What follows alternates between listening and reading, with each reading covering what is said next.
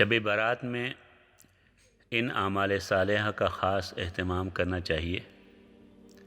Number 1، عشاء اور فجر کی نمازیں وقت پر ادا کریں۔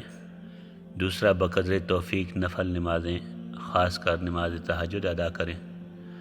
تیسرا، اگر ممکن ہو تو صلاۃ تسبیح پڑھیں۔ چوتھا، قرآن پاک کی تلاوت کریں۔ پانچواں، کثرت سے اللہ کا ذکر کریں۔ چھٹے، اللہ تعالیٰ سے خوب دعائیں مانگیں، خاص کر اپنے گناہوں کی مغفرت چاہیں۔ ساتویں، کسی شب برات میں قبرستان تشریف لے جائیں، اپنے اور میت کے لیے دعائیں مغفرت کریں۔ لیکن ہر شب برات میں قبرستان جانے کا خاص اہتمام ضروری نہیں ہے، کیونکہ پوری زندگی میں نبی اکرم صلی اللہ علیہ وسلم سے صرف ایک مرتبہ اس رات میں قبرستان جانا ثابت ہے۔ شب برات میں پوری رات جاگنا کوئی ضروری نہیں ہے، جتنا آسانی سے ممکن ہو عبادت کر لیں، لیکن یاد رکھیں کہ کسی شخص کو آپ کے جاگنے کی وجہ سے تکلیف نہیں ہونی چاہیے۔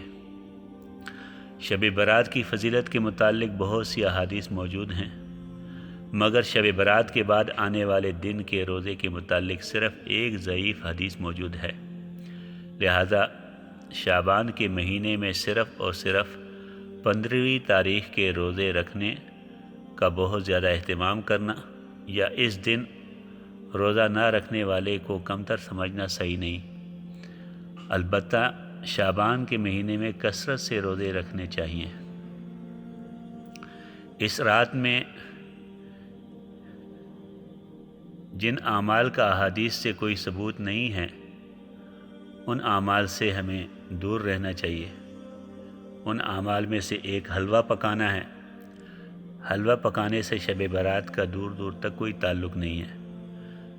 دوسرے، آتش بازی کرنا، یہ فضول خرچی ہے، نیز اس سے اپنے اور دوسروں کے املاک کو نقصان پہنچنے کا بھی اندیشہ ہے۔ تیسرا، اجتماعی طور پر قبرستان جانا۔ چوتھا، قبرستان میں عورتوں کا جانا۔ پانچواں، قبرستان میں چراغاں کرنا۔ چھٹا، مختلف قسم کے ڈیکوریشن کا اہتمام کرنا۔ ساتویں، عورتوں اور مردوں کا اختلاط ہونا۔ آٹھویں، قبروں پر چادر چڑھانا۔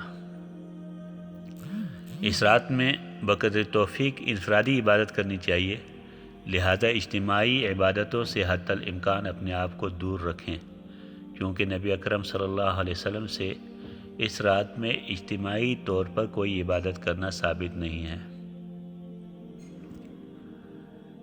جن گناہ گاروں کی اس بابرکت رات میں بھی مغفرت نہیں ہوتی وہ یہ ہیں: ایک، مشرک، دوسرا قاتل، تیسرا والدین کی نافرمانی کرنے والا، چوتھا بغض و عداوت رکھنے والا، پانچواں رشتہ توڑنے والا، چھٹا تکبرانہ طور پر ٹخنوں سے نیچے کپڑا پہننے والا، ساتواں شراب پینے والا، آٹھواں زنا کرنے والا۔ لہٰذا ہم سب کو تمام گناہوں سے، خاص کر ان مذکورہ کبیرہ گناہوں سے بچنا